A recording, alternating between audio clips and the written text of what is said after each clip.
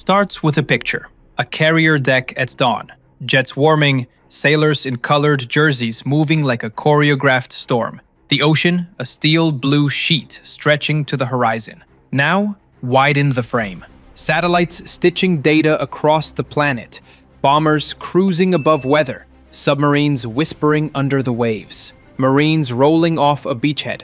Cyberspace teams hunting malware before breakfast. Power isn't just ships and planes. It's reach, tempo, and the ability to act anywhere, fast. That, more than anything, is the United States military's defining trait. It can move the world's biggest knife and fork while setting the table. And yes, sometimes it brings dessert. Let's make this concrete. When shipping lanes in the Red Sea came under sustained attack and world commerce literally dodged missiles, US destroyers and carrier air wings didn't debate philosophy. They executed. In parallel, E-2 Hawkeyes stacked airspace, Tomahawks hit launch sites, and Aegis screens swatted drones and anti-ship missiles like video game whack-a-moles people actually stake their lives on. Power is when you can do that. Tonight, tomorrow, and again next week. Here's the scoreboard you asked for up front. By the most widely referenced open-source datasets, US military spending in 2024 reached roughly $997 billion. China's was an estimated $314 billion. Russia's about $149 billion. That isn't a flex for its own sake. It's a measure of the ecosystem, people, maintenance, munitions, shipyards, test ranges, satellite launches required to sustain global operations across time zones. And it tells you something else. The US isn't just bigger, it's built to be everywhere. Now let's slow the film and rewind. After World War II, America built a military that is both a hammer and a Swiss Army knife. A nuclear triad to deter great powers. Carrier strike groups to project air power from moving runways. Amphibious ready groups to ferry marines and cause headaches for anyone with a coastline. Airlift fleets to move armies like Uber XL. And logistics trails so long they look like spaghetti on an atlas. The Cold War hardened that system. The post-9/11 era stretched it. The 2020s are upgrading it, sometimes painfully, always urgently. At sea, the US Navy keeps 11 nuclear-powered supercarriers in commission. Massive, relentless, and surrounded by cruisers, destroyers, attack submarines, and logistics ships that make the whole formation punch and endure. Competitors are catching up in pockets, but not in combinations. China has 3 carriers, including the advanced Fujian, now deep into sea trials and launching aircraft by catapult. A serious step. Russia, for its part, has 1 carrier on paper, dogged by mishaps and still not operational. That contrast doesn't end arguments, but it frames them. In the air, it's not just about stealth, it's about staying power. The B-52s that terrify memes by never dying, the B-2s that slide past radar, the B-1Bs that sprint, and now the B-21 Raider, a 6th-generation stealth bomber in flight testing, with a 2nd test jet at Edwards AFB. That's the tip of a modernization spear paired with a new generation of loyal wingman drones under the Collaborative Combat Aircraft Program and a Navy follow-on fighter. The idea isn't simply to fly farther or quieter, it's to team manned and unmanned aircraft, multiply sensors, and saturate targeting with machine-speed decision aids. On land, the Army is swapping out Cold War arrows for precision-guided javelins. The Precision Strike Missile, PRSM, just cleared Milestone C for production and is ramping to replace ATACMS with a longer reach, faster flight, and growth paths for seekers that can hit ships at sea. In parallel, the Navy proved the at-sea launch approach for its conventional prompt strike hypersonic weapon, a capability slated for the Zumwalt-class and later Virginia-class subs. Long range used to mean tomorrow. Increasingly, it means the next theater. But power is also what you did lately. Recently, the United States ran one of NATO's largest exercises since the Cold War, Steadfast Defender 24, moving 90,000 troops, 50 ships, some 1,100 vehicles, and 80 aircraft across the Atlantic, through ports and rails, into firing positions that send unmistakable messages to anyone watching a map.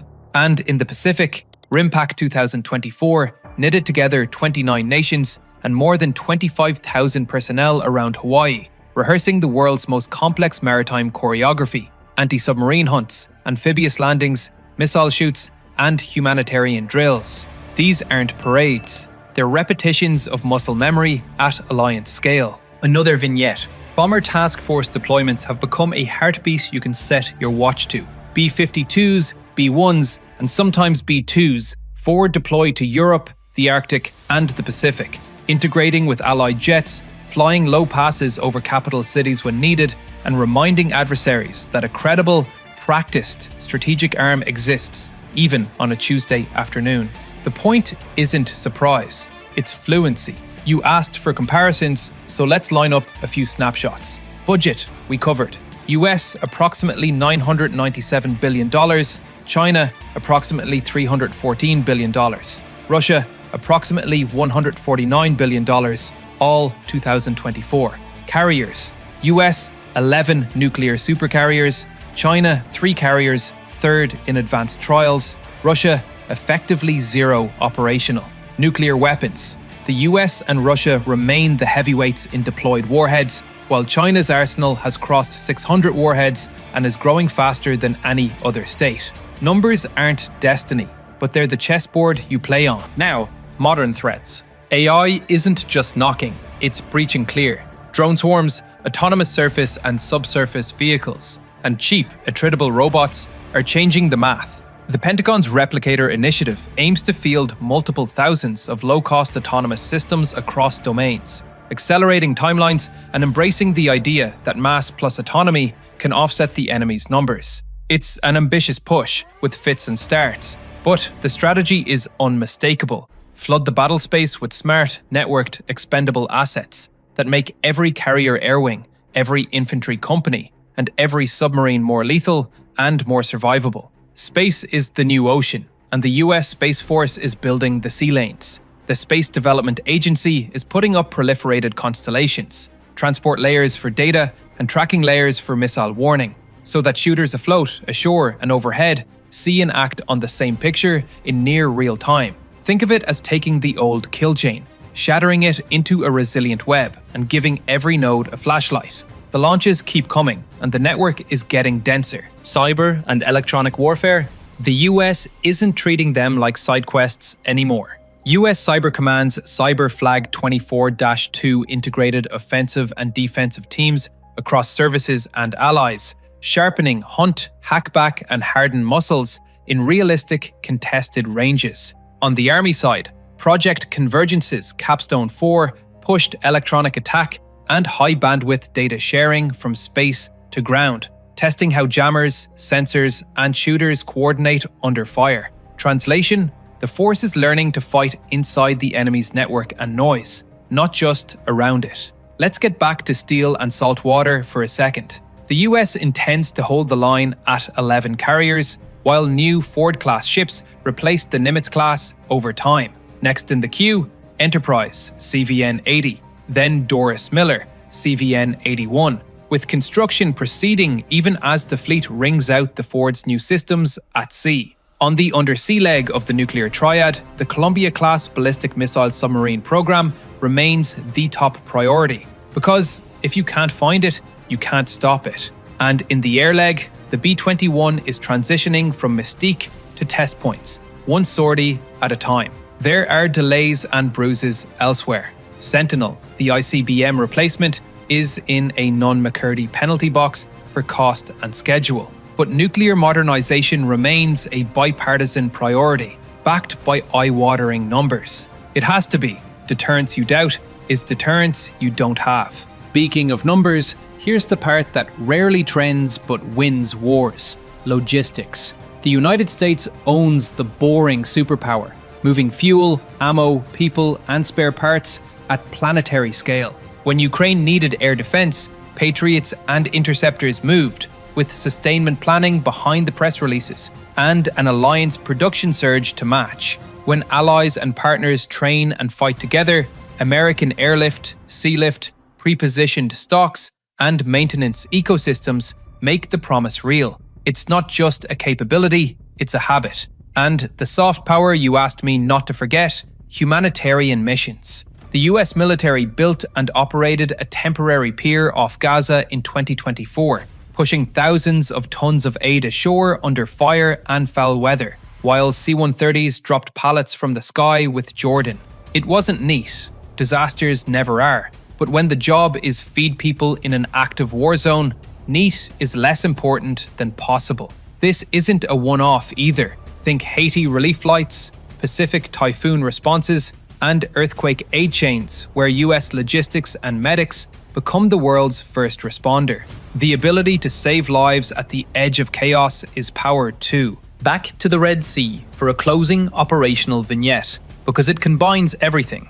Sensors in space cue shooters at sea, carriers project air policing over maritime corridors, Allied intelligence fuses with American targeting, destroyers intercept ballistic and cruise threats in the same watch, and when necessary, strikes roll in on launchers, radars, and storage bunkers. That is joint warfare under real pressure. No do-overs, no reload at the pier mid-salvo. If you want a single line that explains US military power, it's this: the system works under stress. Let's talk adaptation, briefly and brutally. The US knows precision munitions stocks run dry in real wars. It's investing to widen production. It knows peer adversaries jam, spoof, and blind. It's hardening comms and training to fight degraded. It knows air defense is the new default. It's pushing integrated air and missile defense from the fleet to the front. It knows drones are cheap and clever. It's fielding its own in swarms, while evolving counter-UAS from guns and jammers to lasers and layered fires. That's not just procurement, it's culture. The big machine is learning to sprint. What about the rivals? China's navy is growing fast. Its third carrier's progress is real, and its missile inventory is built for keeping carriers at arm's length. Its nuclear arsenal is expanding quicker than anyone else's, potentially past 1,000 warheads by the 2030s. Russia maintains the world's largest nuclear stockpile and a sprawling inventory of non-strategic weapons, even as its conventional forces strain under wartime pressures. Both invest heavily in electronic warfare and cyber. That's the competition set. The US answer isn't to mirror them ship for ship. It's to keep the advantage in integration, allies, and the kind of logistics that bend distance. Recent upgrades worth watching into the next decade.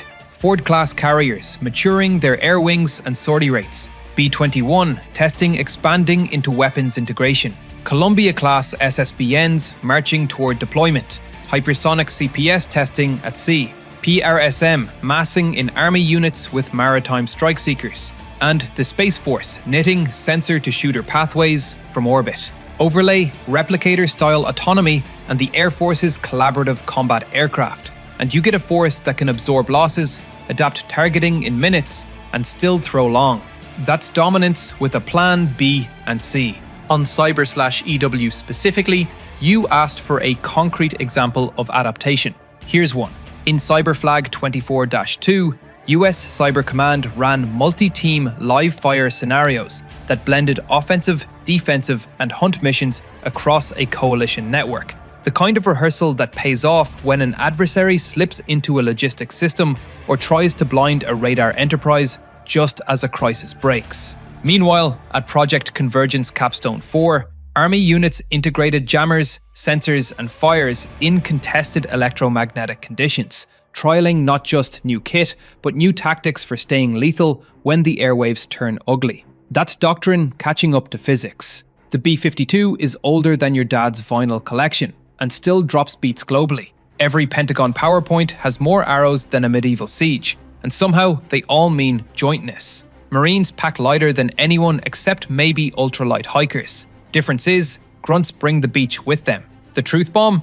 None of those matter unless the logistics, training, alliances, and industrial base keep pace. The US military is insanely powerful because it can synchronize all of that at scale, under pressure, with friends. So how powerful is it? Powerful enough to escort the world's trade, to move decisive force across oceans, to sustain aerospace and undersea presences for months, and to strike anything on the planet that needs striking, backed by a nuclear umbrella adversaries still respect.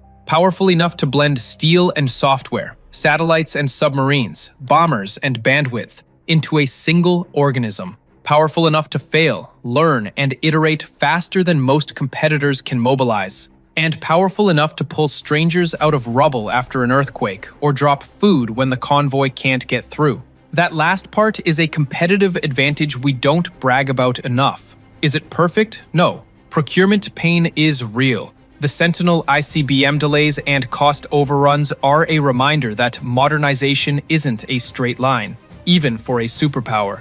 Munitions stockpiles need depth. Production lines need redundancy. Recruiting and retention need attention.